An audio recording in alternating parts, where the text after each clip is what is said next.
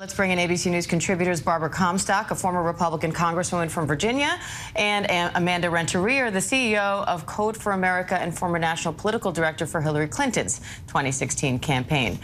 Ladies, thanks for being here. Barbara, I want to start with you. The ABC News Washington Post poll shows 60% of Republicans want the GOP to follow former President Trump's leadership. And we saw his candidate there, J.D. Vance, won the primary for Senate in Ohio. So what does that mean for the future of the Republican Party?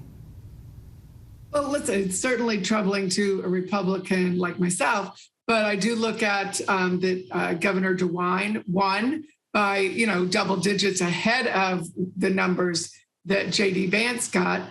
And we also had a woman in the congressional races, Erin Houchin, who beat a Freedom Caucus candidate who was endorsed by Jim Jordan, of course, a big ally of Donald Trump. And then you look in Indiana, where Senator Todd Young, who is going to have an easy reelection, is somebody who is a very mainstream Republican. So I think it's going to be a mixed bag.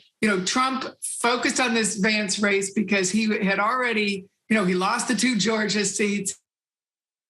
His candidate in Alabama, Mo Brooks, is losing.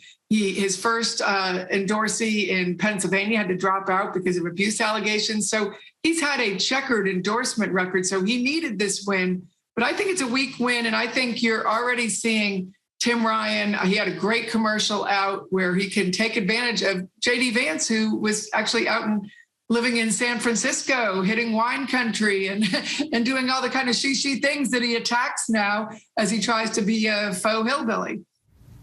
Now, Amanda, if Democrats want to pass a federal law guaranteeing abortion rights, they don't just need to keep control over Congress. They need to pick up more seats. Can they do it?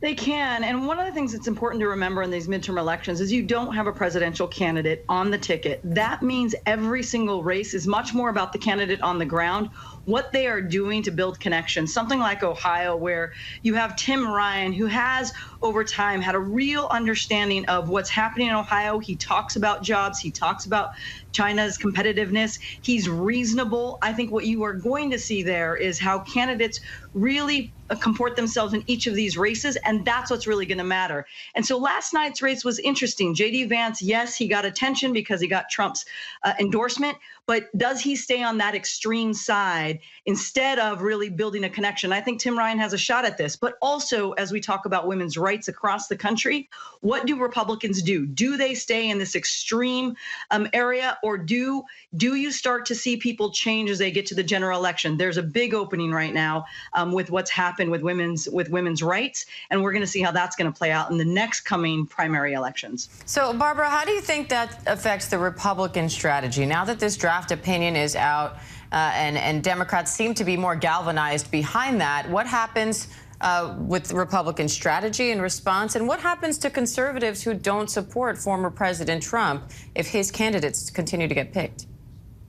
I think it's pretty unclear so far how that'll work out, because Democrats have already kind of maxed out with suburban voters. But, for example, in the Tim Ryan race, the candidate who did the best in the suburbs, Mike Dolan, he should be going after their voters. Obviously, with suburban voters, he has an opportunity to get in there. But I also think because of Tim Ryan's sort of blue collar approach that he's had, he also can cut into J.D. Vance there. So I think what you have to do is run the race you're in, run against the candidate, run against J.D. Vance, and talk. I mean, in this race, I think it's going to be all about Ohio, a guy who hasn't been there for a long time, J.D. Vance, and Tim Ryan, who's going to talk Ohio speak, not, and probably attack J.D. Vance on all of his big funders from San Francisco. So how abortion plays, I think, Ohio is a conservative state, certainly on social issues. So I think he needs to be careful there,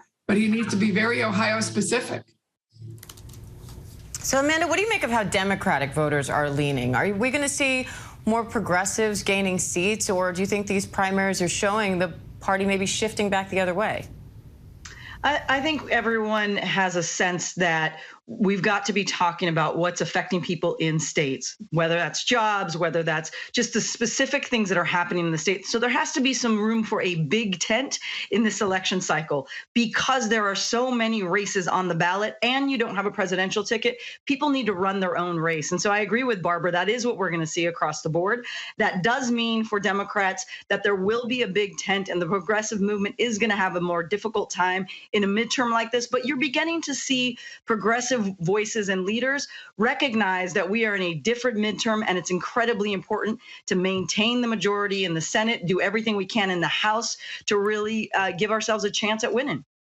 Amanda Renteria, Barbara Comstock, thank you both.